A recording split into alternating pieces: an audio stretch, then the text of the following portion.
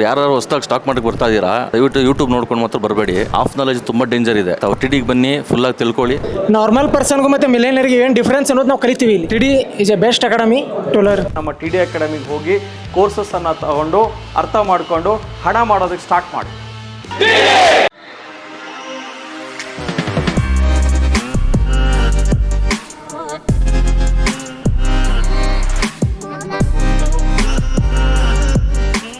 Hi friends, ದಿನದ ಎಲ್ಲ ಪ್ರಮುಖ ಸುದ್ದಿಯನ್ನು ನಿಮಗೆ ತಲುಪಿಸೋ mastmag.comನ ಫುಲ್ ನ್ಯೂಸ್ಗೆ ಸ್ವಾಗತ. ನಾನು ಅಮರ್ ಪ್ರಸಾದ್.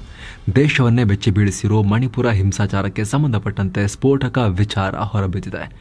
ಮಯನ್ಮಾರ್ನಿಂದ ಸುಮಾರು 900ಕ್ಕೂ ಅಧಿಕ ಕುಕಿ ಬಂಡುಕೋರರು ಭಾರತಕ್ಕೆ ನುಗ್ಗುಬಿಟ್ಟಿದ್ದಾರೆ. ಅವರು ದೇಶದ ಒಳಗೆ ಭಾರಿ ವಿಧ್ವಂಸಕ ಕೃತ್ಯಗಳನ್ನು ನಡೆಸೋಕೆ ಪ್ರಯತ್ನ ಮಾಡ್ತಿದ್ದಾರೆ ಅಂತ ಖುದ್ದು ಅಧಿಕಾರಿಗಳು ಹೇಳಿದ್ದಾರೆ. ಅವರಿಗೆಲ್ಲ ಕಾಡಿನಲ್ಲಿ ಅಗತ್ಯ ಟ್ರೈನಿಂಗ್ ಕೊಡಲಾಗಿದೆ. ಡ್ರೋನ್ಗಳು, ಕ್ಷಿಪಣಿಗಳು, ಸ್ಫೋಟಕಗಳು ಸೇರಿದ ಹಾಗೆ ಇತರ ಶಸ್ತ್ರಾಸ್ತ್ರಗಳನ್ನು ತರಿಸ್ಕೊಳ್ತಿದ್ದಾರೆ. ಆ 900 ಪಾತಕಿಗಳು ತಲಾ 30 ಸದಸ್ಯರ ಟೀಮ್ ಕಟ್ಕೊಂಡು ರೆಡಿಯಾಗಿದ್ದಾರೆ. ಮೈತೈ ಸಮುದಾಯದ ಪ್ರಾಬಲ್ಯ ಇರೋ ಪ್ರದೇಶಗಳಲ್ಲಿ ಸೆಪ್ಟೆಂಬರ್ ಕೊನೆಯಲ್ಲಿ, ಅಂದರೆ ಎಕ್ಸಾಕ್ಟ್ ಆಗಿ ಸೆಪ್ಟೆಂಬರ್ 28ನೇ ತಾರೀಕು ಭಾರೀ ದಾಳಿ ನಡೆಸೋಕೆ ಸಂಚು ರೂಪಿಸಿದ್ದಾರೆ ಅನ್ನೋ ಸ್ಫೋಟಕ ಮಾಹಿತಿ ಹೊರಬಿದ್ದಿದೆ. ಇವರೆಲ್ಲ ಮಣಿಪುರದ ಬಂಡುಕೋರ ಗುಂಪುಗಳೊಂದಿಗೆ ಕೋಆರ್ಡಿನೇಟೆಡ್ ದಾಳಿ ಮಾಡೋಕೆ ತಯಾರಿ ನಡೆಸಿದ್ದಾರೆ ಅಂತ ಇಂಟೆಲಿಜೆನ್ಸ್ ಮಾಹಿತಿ ಹೊರಬಂದಿದೆ. ಇದರ ಬೆನ್ನಲ್ಲೇ ಮಣಿಪುರದಲ್ಲಿ ಹೈ ಅಲರ್ಟ್ ಘೋಷಿಸಲಾಗಿದೆ.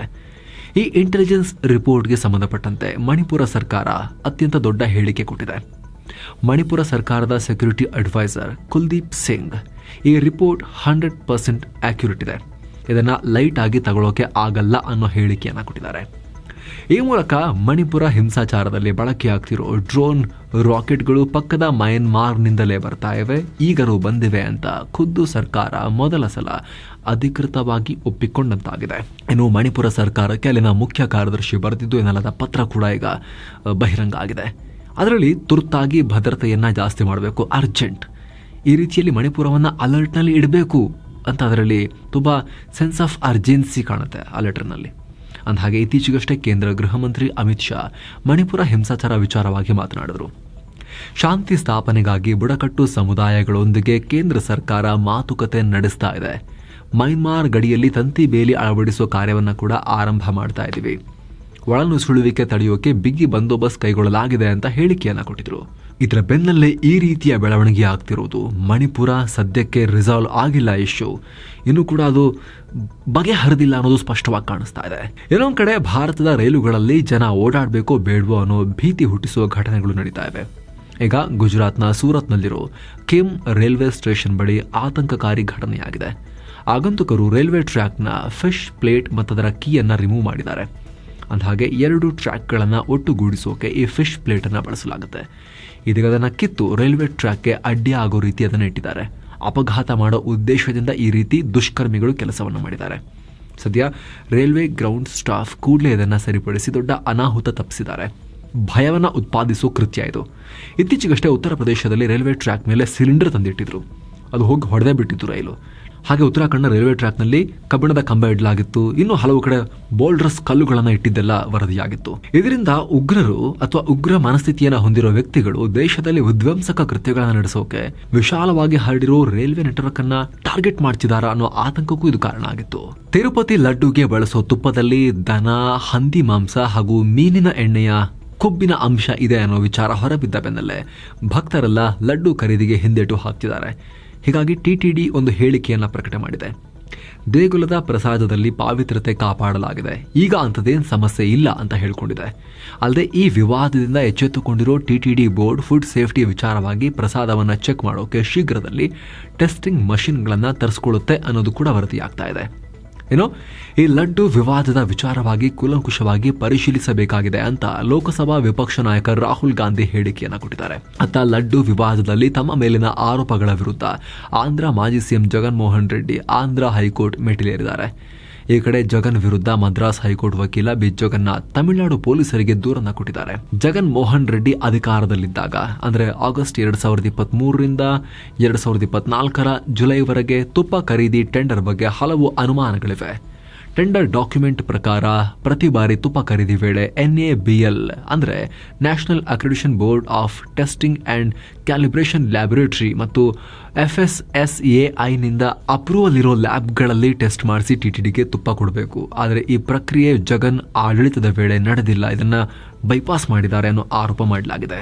ಏನೋ ಈ ಲಡ್ಡು ವಿಚಾರವಾಗಿ ಪ್ರತಿಷ್ಠಿತ ಡೈರಿ ಪ್ರಾಡಕ್ಟ್ ಕಂಪನಿ ಅಮೂಲ್, ಅಂದ್ರೆ ನಮ್ಮಲ್ಲಿ ನಂದಿನಿ ಹೇಗೋ ನಾರ್ತ್ನಲ್ಲಿ ಜಾಸ್ತಿ, ಗುಜರಾತ್ ಮೂಲದ ಅಮೂಲ್ ಇದೆಯಲ್ಲ, ಈ ಅಮೂಲ್ ಎಕ್ಸ್ ಬಳಕೆದಾರರ ವಿರುದ್ಧ ಗುಜರಾತ್ನಲ್ಲಿ ದೂರನ್ನ ಕೊಟ್ಟಿದೆ. ತಿರುಪತಿ ಲಡ್ಡುಗಾಗಿ ಅಮೂಲ್ ಕಂಪನಿ ತುಪ್ಪ ಪೂರೈಕೆ ಮಾಡ್ತಿತ್ತು ಅಂತ ಎಕ್ಸ್ನಲ್ಲಿ ಕೆಲವರು ಕುಪ್ರಚಾರವನ್ನ ಅಥವಾ ಅಪಪ್ರಚಾರವನ್ನ ಮಾಡ್ತಾ ಇದ್ರು. ಇದರಿಂದ ತನ್ನ ಘನತೆಗೆ, ಬ್ರ್ಯಾಂಡ್ಗೆ ಧಕ್ಕೆ ಉಂಟಾಗಿದೆ ಅಂತ ದೂರನ್ನ ಅಮೂಲ್ ಕೊಟ್ಟಿದೆ. ಅಲ್ಲದೆ ತಾನು ಯಾವತ್ತೂ ತಿರುಪತಿ ದೇಗುಲಕ್ಕೆ ತುಪ್ಪವನ್ನ ಪೂರೈಕೆ ಮಾಡಿಲ್ಲ ಅಂತ ಅಮೂಲ್ ಸ್ಪಷ್ಟೀಕರಣ ಕೊಟ್ಟಿದೆ. ಏನು, ಈ ವಿವಾದದ ಮಧ್ಯೆ ಅಯೋಧ್ಯೆಯ ರಾಮ ಮಂದಿರಕ್ಕೂ ತಿರುಪತಿ ಲಡ್ಡುಗಳನ್ನು ಕಳಿಸಲಾಗಿತ್ತು ಅನ್ನೋದು ಕನ್ಫರ್ಮ್ ಆಗಿದೆ. ಕಳೆದ ಜನವರಿಯಲ್ಲಿ ಅಯೋಧ್ಯೆ ರಾಮ ಮಂದಿರ ಪ್ರಾಣ ಪ್ರತಿಷ್ಠಾಪನೆ ವೇಳೆ ಭಕ್ತರಿಗೆ ಇದೇ ತಿರುಪತಿ ಲಡ್ಡುಗಳನ್ನು ಹಂಚಿಕೆ ಮಾಡಲಾಗಿತ್ತು ಅಂತ ರಾಮ ಮಂದಿರದ ಪ್ರಧಾನ ಅರ್ಚಕ ಆಚಾರ್ಯ ಸತ್ಯೇಂದ್ರ ದಾಸ್ ಕನ್ಫರ್ಮ್ ಮಾಡಿದ್ದಾರೆ. ಈ ಮೂಲಕ ರಾಮ ಮಂದಿರದ ಪ್ರಾಣ ಪ್ರತಿಷ್ಠಾಪನೆ ದಿನ ಅಲ್ಲಿದ್ದಂತಹ ಪ್ರಧಾನಿ ನರೇಂದ್ರ ಮೋದಿ, ದೊಡ್ಡ ದೊಡ್ಡ VIPಗಳು, ಮೋಹನ್ ಭಾಗವತ್ ಅವರು, ಅಂಬಾನಿಗಳು, ಅದಾನಿಗಳು, ಎಲ್ಲ ಭಾರತದ ಪ್ರಮುಖ ಬಿಸ್ನೆಸ್ ಮನ್ಗಳು, ಸಿನಿಮಾ ನಟರು, ದೇಶ ವಿದೇಶಗಳ ಗಣ್ಯಾತಿ ಗಣ್ಯರು, ಸಾಮಾನ್ಯ ಜನರು, ಏನು ಸಾವಿರಾರು ಸಂಖ್ಯೆಯಲ್ಲಿ ಅವತ್ತಲ್ಲಿ ಸೇರಿದ್ರು, ಅವರೆಲ್ಲರಿಗೂ ಈ ಪ್ರಸಾದದ ಪ್ರಾಶನ ಆಗಿದೆ ಅನ್ನೋದು ಈಗ ಕನ್ಫರ್ಮ್ ಆಗ್ತಾ ಇದೆ. ಏನೋ ದಾವಣಗೆರೆಯಲ್ಲಿ ಗಣೇಶ ಮೂರ್ತಿ ವಿಸರ್ಜನೆ ವೇಳೆ ಕಲ್ಲು ತೂರಾಟ ನಡೆದಿರೋ ಪ್ರಕರಣಕ್ಕೆ ಸಂಬಂಧಪಟ್ಟಂತೆ police head constable Basavanagara police ಸ್ಟೇಷನ್ನಲ್ಲಿ ದೂರನ್ನ ಕೊಟ್ಟಿದ್ದಾರೆ. ಗಣೇಶ ಮೆರವಣಿಗೆ ಮೇಲೆ ಮೊದಲು ಕಲ್ಲು ತೂರಾಟ ನಡೆಸಿದ್ದು ಮುಸ್ಲಿಮರು ಅಂತ ಹೇಳಿದ್ದಾರೆ. ಯಾರು ಹೇಳಿರೋದು? ಪೊಲೀಸರು ಈ ರೀತಿ ಕಂಪ್ಲೇಂಟ್ ಕೊಟ್ಟಿರೋದು. ಮೆರವಣಿಗೆಯಲ್ಲಿ ಇದ್ದವರನ್ನ ಹತ್ಯೆ ಮಾಡೋ ಉದ್ದೇಶದಿಂದ ಸುಮಾರು 80ರಿಂದ 100 ಜನ ಕಲ್ಲು ತೂರಾಟ ಮಾಡಿದ್ರು. ಅದರಲ್ಲಿ ಮುಸ್ಲಿಮರೇ ಜಾಸ್ತಿ ಇದ್ರು. ಮುಸ್ಲಿಮರೇ ಕಲ್ಲು ತೂರಾಟ ಮಾಡಿದ್ದು, ಪೊಲೀಸರ ಮೇಲೂ ಕಲ್ಲೆಸೆದು ಅವರಿಗೂ ಗಾಯ ಆಗಿದೆ. ಹಿಂದೂ ಮುಖಂಡ ಸತೀಶ್ ಪೂಜಾರಿ ಮೆರವಣಿಗೆಯಲ್ಲಿ ಭಾಗಿಯಾಗಿದ್ದೆ ಇವರು ಕಲ್ಲು ತೂರಾಟ ಮಾಡೋಕೆ ಕಾರಣ ಅಂತ ಇವರು ಪೊಲೀಸರು ದೂರಿನಲ್ಲಿ ಉಲ್ಲೇಖ ಮಾಡಿದ್ದಾರೆ. ಅಂದಹಾಗೆ ಈ ಪ್ರಕರಣ ಸಂಬಂಧ ನಗರದ 4 ಪೊಲೀಸ್ ಸ್ಟೇಷನ್ಗಳಲ್ಲಿ 4 FIR ದಾಖಲಾಗಿತ್ತು. 30 ಆರೋಪಿಗಳನ್ನು ವಶಕ್ಕೆ ಪಡೆದುಕೊಂಡಿದ್ರು. ಅದರಲ್ಲಿ ಒಂದು ಸಮುದಾಯದ 10 ಹಾಗೂ ಇನ್ನೊಂದು ಸಮುದಾಯದ 8 ಮಂದಿಯನ್ನು ಅರೆಸ್ಟ್ ಮಾಡಿ ಜಡ್ಜ್ಗಳ ಮುಂದೆ ಹಾಜರುಪಡಿಸಲಾಗಿತ್ತು. ಈ 18 ಆರೋಪಿಗಳಿಗೆ 14 ದಿನಗಳ ನ್ಯಾಯಾಂಗ ಬಂಧನ ನೀಡಲಾಗಿತ್ತು. ಇದೀಗ ಕಲ್ಲು ತೂರಾಟ ಆರಂಭ ಮಾಡಿದ್ದು ಮುಸ್ಲಿಂ ಸಮುದಾಯದ ಕಡೆಯಿಂದ ಅಂತ ಪೊಲೀಸ್ ಕಾನ್ಸ್ಟೇಬಲ್ ಹೆಡ್ ಕಾನ್ಸ್ಟೇಬಲ್ ದೂರನ್ನ ಕೊಟ್ಟಿದ್ದಾರೆ, ದಾಖಲು ಮಾಡಿದ್ದಾರೆ. ಏನು, ಕರ್ನಾಟಕದಲ್ಲಿ ಬಿಜೆಪಿ ಶಾಸಕನ ಅತ್ಯಾಚಾರ ಪ್ರಕರಣ ಮತ್ತು ಏಡ್ಸ್ ಹರಡೋಕೆ ಮಾಡಿದ ಸ್ಕೀಮ್ನ ವಿಚಾರ ದೊಡ್ಡ ಕೋಲಾಹಲ ಕಾರಣ ಆಗ್ತಾ ಇದೆಯಲ್ಲ ಈ ಆರೋಪಗಳು. ಇದರಲ್ಲಿ ಮುನಿರತ್ನಗೆ ಭಾರಿ ಹಿನ್ನಡೆಯಾಗಿದೆ. ಮುನಿರತ್ನಗೆ 14 ದಿನಗಳ ನ್ಯಾಯಾಂಗ ಬಂಧನವನ್ನು ವಿಧಿಸಿ ಜನಪ್ರತಿನಿಧಿಗಳ ವಿಶೇಷ ಕೋರ್ಟ್ ಆದೇಶ ಹೊರಡಿಸಿದೆ. ಹೀಗಾಗಿ ಪರಪ್ಪನ ಅಗ್ರಹಾರಕ್ಕೆ ಮುನಿರತ್ನರನ್ನ ಶಿಫ್ಟ್ ಮಾಡಲಾಗಿದೆ. ಮುನಿರತ್ನ ವಿರುದ್ಧದ ಇದೇ ಅತ್ಯಾಚಾರ ಕೇಸ್ ಸಂಬಂಧ ತನಿಖೆ ನಡೆಸೋಕೆ ರಾಜ್ಯ ಸರ್ಕಾರ SIT ರಚನೆ ಮಾಡಿದೆ. IPS ಅಧಿಕಾರಿ BK ಸಿಂಗ್ ನೇತೃತ್ವದಲ್ಲಿ SIT ರಚಿಸಿ ಸರ್ಕಾರ ಆದೇಶ ಹೊರಡಿಸಿದೆ. ಇನ್ನೊಂದು ಕಡೆ ಆರಗ ಜ್ಞಾನೇಂದ್ರ ಗೃಹ ಮಂತ್ರಿಯಾಗಿದ್ದಾಗ PSI ಹಗರಣ ಸೇರಿ ಹಲವು ಅಕ್ರಮಗಳು ಆಗಿವೆ. ಅದರಲ್ಲಿ ಅವರು ಕೂಡ ಭಾಗಿಯಾಗಿದ್ದಾರೆ. ಅದಕ್ಕೂ SIT ಮಾಡಬೇಕು ಅಂತ ಅವರ ತೀರ್ಥಹಳ್ಳಿಯ ರಾಜಕೀಯ ಎದುರಾಳಿ ಕಿಮ್ಮನೆ ರತ್ನಾಕರ್ ಆಗ್ರಹ ಮಾಡಿದ್ದಾರೆ ತನಿಖೆಗೆ ಆರಗ ಜ್ಞಾನೇಂದ್ರ ಮೇಲೆ. ಏನೋ ಗಂಗೇನಹಳ್ಳಿ ಡಿನೋಟಿಫಿಕೇಶನ್ ಪ್ರಕರಣ ಸಂಬಂಧ ಮಾಜಿ CM ಯಡಿಯೂರಪ್ಪ ಲೋಕಾಯುಕ್ತ ವಿಚಾರಣೆಯನ್ನ ಫೇಸ್ ಮಾಡಿದ್ದಾರೆ. ಬೆಂಗಳೂರಿನ ಗಂಗೇನಹಳ್ಳಿ ಬಡಾವಣೆಯಲ್ಲಿನ 1 ಎಕರೆ 11 ಗುಂಟೆ ಸರ್ಕಾರಿ ಜಮೀನನ್ನ BS ಯಡಿಯೂರಪ್ಪ ಮತ್ತು ಕೇಂದ್ರ ಮಂತ್ರಿ ಮಾಜಿ ಮುಖ್ಯಮಂತ್ರಿಯಾಗಿರೋ HD ಕುಮಾರಸ್ವಾಮಿ ಮೃತಪಟ್ಟಿರೋ ವ್ಯಕ್ತಿಗಳ ಹೆಸರಲ್ಲಿ ಡಿನೋಟಿಫೈ ಮಾಡಿ ಕುಮಾರಸ್ವಾಮಿ ಬಾಮೈದಾನ ಹೆಸರಲ್ಲಿ ರಿಜಿಸ್ಟರ್ ಮಾಡಿದ್ದಾರೆ ಆಮೇಲೆ ಏನೋ ಆರೋಪ ಇತ್ತು. ಮೊನ್ನೆ ಕಂದಾಯ ಮಂತ್ರಿ ಕೃಷ್ಣ ಬೈರೇಗೌಡ ಮತ್ತು ದಿನೇಶ್ ಗುಂಡೂರಾವ್ ದಾಖಲೆ ಸಮೇತ ಆರೋಪ ಮಾಡ್ತಾ ಇದೀವಿ ನೋಡಿ ಅಂತ ಹೇಳಿದ್ರು. ಈ ನಡುವೆ ಈ ಬೆಳವಣಿಗೆಯಾಗಿದೆ. ಏನೋ ಶೀಘ್ರದಲ್ಲಿ ಲೋಕಾಯುಕ್ತರು ಕೇಂದ್ರ ಸಚಿವ ಕುಮಾರಸ್ವಾಮಿ ಅವರನ್ನ ಕೂಡ ಈ ಕೇಸ್ ಸಂಬಂಧ ವಿಚಾರಣೆಗೆ ಕರೆಯಬಹುದು ಅಂತ ಹೇಳಲಾಗ್ತಿದೆ. ಏನೋ ಮೀಸಲಾತಿ ಕುರಿತು ಲೋಕಸಭೆ ವಿಪಕ್ಷ ನಾಯಕ ರಾಹುಲ್ ಗಾಂಧಿ ಹೇಳಿಕೆ ಖಂಡಿಸಿ ಬಿಜೆಪಿ ನಾಯಕರು ಬೆಂಗಳೂರಿನ ಹೈಗ್ರೌಂಡ್ಸ್ ಠಾಣೆಗೆ ದೂರನ್ನ ಕೊಟ್ಟಿದ್ದಾರೆ. ಅಮೆರಿಕ ಪ್ರವಾಸದ ವೇಳೆ ರಾಹುಲ್ ಗಾಂಧಿ ಭಾರತದಲ್ಲಿ ಮೀಸಲಾತಿ ರದ್ದು ಮಾಡೋ ಬಗ್ಗೆ ಟೈಮ್ ಬಂದಾಗ ನಾವು ಚಿಂತನೆ ನಡೆಸ್ತೀವಿ, ಇವಾಗಿನ ಟೈಮ್ ಬಂದಿಲ್ಲ ಅಂತ ಹೇಳಿಕೆಯನ್ನು ಕೊಟ್ಟಿದ್ರು. ಹೀಗಾಗಿ ಬಿಜೆಪಿ ರಾಹುಲ್ ಗಾಂಧಿ ವಿರುದ್ಧ ದೂರನ್ನ ಕೊಟ್ಟಿದ್ದೀವಿ ಅಂತ ಹೇಳಿದೆ. ಮತ್ತೊಂದು ಕಡೆ ಪ್ರಚೋದನಕಾರಿ ಹೇಳಿಕೆ ಕೊಟ್ಟ ಆರೋಪದ ಮೇಲೆ ಬಿಜೆಪಿ ಶಾಸಕ ಬಸನಗೌಡ ಪಾಟೀಲ್ ಯತ್ನಾಳ್ ವಿರುದ್ಧ ಬಾಗಲಕೋಟೆ ಜಿಲ್ಲೆ ಮುಧೋಳ್ ಪೊಲೀಸ್ ಸ್ಟೇಷನ್ನಲ್ಲಿ FIR ಆಗಿದೆ. ಗಣೇಶ ಮೂರ್ತಿಯ ವಿಸರ್ಜನೆ ವೇಳೆ ಟಿಪ್ಪು ಸುಲ್ತಾನ್, ಔರಂಗಜೇಬ್ ಕುರಿತು ಯತ್ನಾಳ್ ಅಶ್ಲೀಲ ಪದವನ್ನು ಬಳಕೆ ಮಾಡಿ ಟೀಕೆ ಮಾಡಿದ್ರು, ಪ್ರಚೋದನಕಾರಿ ಹೇಳಿಕೆ ಕೊಟ್ಟಿದ್ರು ಅಂತ ಪೊಲೀಸರೇ ಸ್ವಯಂ ಪ್ರೇರಿತ ದೂರನ್ನ ಯತ್ನಾಳ್ ಮೇಲೆ ದಾಖಲು ಮಾಡಿಕೊಂಡಿದ್ದಾರೆ. ಉತ್ತರ ಕನ್ನಡ ಜಿಲ್ಲೆಯ ಶಿರೂರಿನಲ್ಲಿ ಜುಲೈ 16ನೇ ತಾರೀಕು ಗುಡ್ಡ ಕುಸಿತ ಉಂಟಾಗಿತ್ತು. ಲಾರಿ ಕಳೆದು ಹೋಯಿತು, ಲಾರಿನ ಹುಡುಕಕ್ಕಾಗಿಲ್ವಾ ಅಂತೆಲ್ಲ ಚರ್ಚೆ ನಡೀತಾ ಇತ್ತಲ್ಲ. ಕಡೆಗೂ ಲಾರಿ ಪತ್ತೆಯಾಗಿದೆ. 11 ಜನ ಕುಚ್ಚಿ ಹೋಗಿದ್ರು, 8 ಮಂದಿಯನ್ನು ಪತ್ತೆ ಮಾಡಲಾಗಿತ್ತು. ಕೇರಳ ಮೂಲದ ಲಾರಿ ಚಾಲಕ ಅರ್ಜುನ್, ಶಿರೂರಿನ ಲೋಕೇಶ್ ನಾಯ್ಕ ಮತ್ತು ಜಗನ್ನಾಥ್ ನಾಯ್ಕ ಅನ್ನೋರು ಇನ್ನೂ ಕೂಡ ಸಿಕ್ಕಿಲ್ಲ. ಇನ್ನು ಮಂಕಿ ಪಾಕ್ಸ್ ಕಾಟದ ವಿಚಾರಕ್ಕೆ ಬಂದ್ರೆ, ಕರ್ನಾಟಕದೊಂದಿಗೆ ಗಡಿ ಹಂಚಿಕೊಂಡಿರೋ ಕೇರಳದ ಮಲಪುರಂ ಜಿಲ್ಲೆಯಲ್ಲಿ ಮಂಕಿ ಪಾಕ್ಸ್ ಪ್ರಕರಣವೊಂದು ಪತ್ತೆಯಾಗಿತ್ತು. ಈ ಸಂಬಂಧ ದಕ್ಷಿಣ ಕನ್ನಡ ಜಿಲ್ಲೆಯಲ್ಲಿ ಈಗ ಹೈ ಅಲರ್ಟ್ ಅನ್ನು ಘೋಷಿಸಲಾಗಿದೆ. ಮಂಗಳೂರು ಇಂಟರ್ನ್ಯಾಷನಲ್ ಏರ್ಪೋರ್ಟ್ ಮತ್ತು ಬಂದರುಗಳಲ್ಲೂ ಕೂಡ ಪ್ರಯಾಣಿಕರ ತಪಾಸಣೆಯನ್ನು ಈಗ ತುಂಬಾ ಕಟ್ಟೆಚ್ಚರದಿಂದ ಮಾಡಲಾಗ್ತಾ ಇದೆ. ಮೈಸೂರಲ್ಲಿ ಆಘಾತಕಾರಿ ಘಟನೆಯಾಗಿದೆ. ದಸರಾ ಗಜಪಡೆಯ ಆನೆ ಧನಂಜಯ ಕಂಜನ್ ಮೇಲೆ ದಾಳಿ ಮಾಡಿದೆ. ಪರಿಣಾಮ ಕಂಜನ್ ಕಾಲಿಗೆ ಕಟ್ಟಿದ್ದ ಸರಪಳಿ ಬಿಡಿಸಿಕೊಂಡು ಅರಮನೆ ಆವರಣದಿಂದ ಓಡೇ ಹೋಗಿದೆ. ಆನೆಯನ್ನು ತಡೆಯೋಕೆ ಅರಣ್ಯ ಸಿಬ್ಬಂದಿ ಹಾಗೂ ಮಾವುತರು ಹರಸಾಹಸ ಪಟ್ಟಿದ್ದಾರೆ. ಮಹೇಂದ್ರ ಅನ್ನೋ ಆನೆ ಕಂಜನ್ ಆನೆಯನ್ನ ತಡೆಯೋಕೆ ಹಿಂದಿನಿಂದ ಓಡಿದ್ದು, ಈ ಆನೆಗಳ ರಂಪಾಟ ಕಂಡು ಜನ ದಿಕ್ಕಾಪಾಲಾಗಿದ್ದಾರೆ. ತೇಜಸ್ವಿಯವರ ಪುಸ್ತಕದಲ್ಲಿ ಕೃಷ್ಣೇಗೌಡನ ಆನೆ ಅನ್ನೋ ಸೀನ್ ಇದೆಯಲ್ಲ, ಅದು ನೆನಪಾಗೋ ರೀತಿಯಲ್ಲಿ ನಡು ರಸ್ತೆಯಲ್ಲಿ ಓಡಾಡ್ತಿರೋ ವಾಹನಗಳನ್ನು ಕಂಡು ಕಂಜನ್ ಆನೆ ಭಯಪಟ್ಟು ಆಮೇಲೆ ಅಲ್ಲಿ ನಿಂತುಕೊಳ್ತು. ಆಗ ಮಾವುತರು ಕಾವಾಡಿಗರು ಸಮಾಧಾನ ಮಾಡಿ ಆನೆಯನ್ನ ವಾಪಸ್ ಕರ್ಕೊಂಡು ಹೋಗಿದ್ದಾರೆ. ಸದ್ಯ ಯಾರ ಜೀವಕ್ಕೆ ಆಸ್ತಿ ಪಾಸ್ತಿಗೇನು ಹಾನಿ ಆಗಿಲ್ಲ. ಇನ್ನು ದಿಲ್ಲಿಯಲ್ಲಿ ಇಂದಿನಿಂದ ಹೊಸ ಸಿಎಂ ಅಧಿಕಾರ ಶುರುವಾಗಿದೆ. 11 ವರ್ಷಗಳ ಕೇಜ್ರಿವಾಲ್ ಆಡಳಿತಕ್ಕೆ ಕೊನೆ ಬಿದ್ದು ನೂತನ ಸಿಎಂ ಆಗಿ ಅತಿಶಿ ಮರ್ಲೇನಾ ಸಿಂಗ್ ಪ್ರಮಾಣ ವಚನ ಸ್ವೀಕರಿಸಿದ್ದಾರೆ. ಈ ಮೂಲಕ ಸುಷ್ಮಾ ಸ್ವರಾಜ್, ಶೀಲಾ ದೀಕ್ಷಿತ್ ಬಳಿಕ ದಿಲ್ಲಿ ಗದ್ದುಗೆ ಏರಿದ 3ನೇ ಮಹಿಳಾ ಸಿಎಂ ಅನ್ನೋ ಖ್ಯಾತಿಗೆ ಅತಿಶಿ ಪಾತ್ರರಾಗಿದ್ದಾರೆ. ಆಕ್ಸ್ಫರ್ಡ್ ಯೂನಿವರ್ಸಿಟಿಯಲ್ಲಿ ಮಾಸ್ಟರ್ಸ್ ಮಾಡಿರೋ ಅತಿಶಿ ಹಣಕಾಸು, ಕಂದಾಯ, ಶಿಕ್ಷಣ, ಲೋಕೋಪಯೋಗಿ ಸೇರಿದ ಹಾಗೆ ದಿಲ್ಲಿ ಸರ್ಕಾರದಲ್ಲಿ 13 ಇಲಾಖೆಗಳನ್ನು ನಿಭಾಯಿಸ್ತಾ ಇದ್ರು. ಮದ್ಯ ಹಗರಣದಲ್ಲಿ ಕೇಜ್ರಿವಾಲ್ ಹಾಗೂ ಡಿಸಿಎಂ ಮನೀಶ್ ಸಿಸೋಡಿಯಾ ಜೈಲಿಗೆ ಹೋದಾಗ ಸರ್ಕಾರವನ್ನ ಹೆಚ್ಚು ಕಮ್ಮಿ ಇವರೇ ನಡೆಸ್ತಾ ಇದ್ರು. ಸಿಎಂ ಮುಂದೆ ಅಫಿಷಿಯಲ್ ಆಗಿ ಡಿಕ್ಲೇರ್ ಆಗಿರಲಿಲ್ಲ, ಈಗ ಸಿಎಂ ಮಾಡಲಾಗಿದೆ ಅಫಿಷಿಯಲ್ ಆಗಿ. ಏನು ಅತಿಶಿ ಕ್ಯಾಬಿನೆಟ್ನಲ್ಲಿ ಗೋಪಾಲ್ ರಾಯ್, ಕೈಲಾಶ್ ಗೆಹ್ಲೋಟ್, ಸೌರಭ್ ಭಾರದ್ವಾಜ್, ಇಮ್ರಾನ್ ಹುಸೇನ್ ಮತ್ತು ಮುಖೇಶ್ ಅಹ್ಲಾವತ್ ಸೇರಿ 5 ಪ್ರಮಾಣ ವಚನ ಸ್ವೀಕರಿಸಿದ್ದಾರೆ. ಉತ್ತರ ಪ್ರದೇಶದ ನೋಯ್ಡಾದಲ್ಲಿ ಚಮತ್ಕಾರ ನಡೆದಿದೆ. ಯಾಕಂದ್ರೆ ಸ್ಕೂಟಿ ಓಡಿಸ್ಕೊಂಡು ಹೋಗ್ತಾ ಇದ್ದ ಯುವತಿಗೆ ಅಪರಿಚಿತ ವಾಹನವೊಂದು ಬಂದು ಡಿಕ್ಕಿ ಹೊಡೆದಿದೆ. ಪರಿಣಾಮ ಸ್ಕೂಟಿಯಲ್ಲಿದ್ದ ಯುವತಿ ಹಾರಿ ಹೋಗಿ ಫ್ಲೈ ಓವರ್ನ ಎತ್ತರದ ಕಂಬದ ತುದಿಯಲ್ಲಿ, ಅಂದ್ರೆ ರಸ್ತೆ ಕೆಳಗಿರೋ ಕಂಬದ ತುದಿಯಲ್ಲಿ ಹೋಗಿ ಸಿಕ್ಕಾಕೊಂಡ್ಬಿಟ್ಟಿದ್ದಾರೆ. ಅಲ್ಲಿ ಹೋಗಿ ಸ್ಟಕ್ ಆಗಿದ್ದಾರೆ, ಕೂತ್ಬಿಟ್ಟಿದ್ದಾರೆ. ಅದೃಷ್ಟಕ್ಕೆ ಅವರು ಸೇಫ್ ಆಗಿದ್ದು ಪೊಲೀಸರು ಜನರ ಸಹಾಯದಿಂದ ಅವರನ್ನು ಕೆಳಗಿಳಿಸಿದ್ದಾರೆ. ಇನ್ನು 36 ಯೋಧರಿದ್ದ ಬಸ್ ಒಂದು ಕಮರಿಗೆ ಬಿದ್ದ ಪರಿಣಾಮ 4 ಸೈನಿಕರು ಹುತಾತ್ಮರಾಗಿರೋ ಘಟನೆ ಜಮ್ಮು ಕಾಶ್ಮೀರದಲ್ಲಿ ಆಗಿದೆ. ಎಲೆಕ್ಷನ್ ಡ್ಯೂಟಿಗಾಗಿ ಬಸ್ ಹೋಗ್ತಾ ಇದ್ದ ವೇಳೆ ಬುಡ್ಗಾಮ್ ಬಳಿ ಈ ಘಟನೆಯಾಗಿದೆ. ಈ ವೇಳೆ 28 ಯೋಧರು ಗಾಯಗೊಂಡಿದ್ದಾರೆ. ಇನ್ನು ಭಾರತೀಯ ವಾಯುಪಡೆಯ ಹೊಸ ಚೀಫ್ ಆಗಿ ಏರ್ ಮಾರ್ಷಲ್ ಅಮರ್ಪ್ರೀತ್ ಸಿಂಗ್ ನೇಮಕಗೊಂಡಿದ್ದಾರೆ. ಪ್ರಸ್ತುತ ವಾಯುಪಡೆಯ ಉಪಮುಖ್ಯಸ್ಥರಾಗಿ ಸೇವೆ ಸಲ್ಲಿಸುತ್ತಿರುವ ಇವರು ಮುಂಬರುವ ಸೆಪ್ಟೆಂಬರ್ 30ರಿಂದ ಏರ್ ಚೀಫ್ ಮಾರ್ಷಲ್ ಆಗಿ ಅಧಿಕಾರ ಸ್ವೀಕಾರ ಮಾಡ್ತಿದ್ದಾರೆ.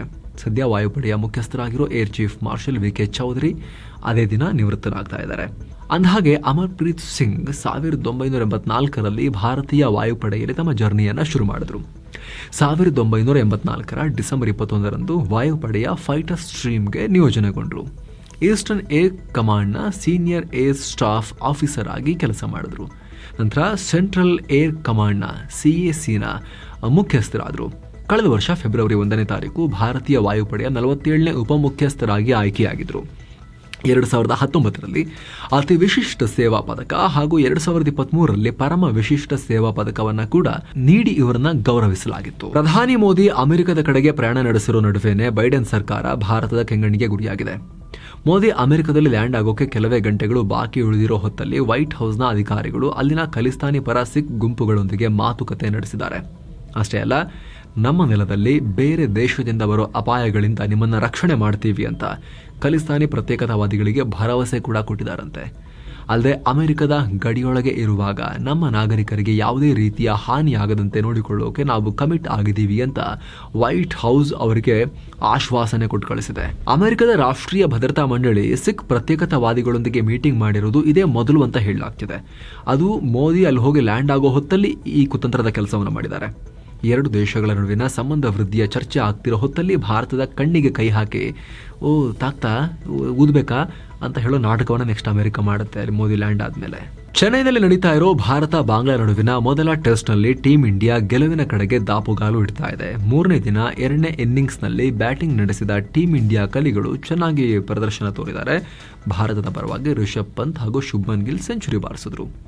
109 ರನ್ ಗಳಿಸಿ ಪಂತ್ ಔಟ್ ಆದರೆ ಗಿಲ್ ಅಜಯ 119 ರನ್ ಗಳಿಸಿದ್ರು. ಮೊದಲ ಇನ್ನಿಂಗ್ಸ್ನಿಂದಲೂ ಭಾರಿ ಲೀಡ್ ಪಡೆದಿದ್ದ ಭಾರತ 4 ವಿಕೆಟ್ ನಷ್ಟಕ್ಕೆ 287 ರನ್ ಗಳಿಸಿರುವಾಗಲೇ ಡಿಕ್ಲೇರ್ ಘೋಷಿಸಿ ಬಾಂಗ್ಲಾಗೆ 515 ರನ್ಗಳ ಟಾರ್ಗೆಟ್ ಕೊಟ್ಟಿತ್ತು.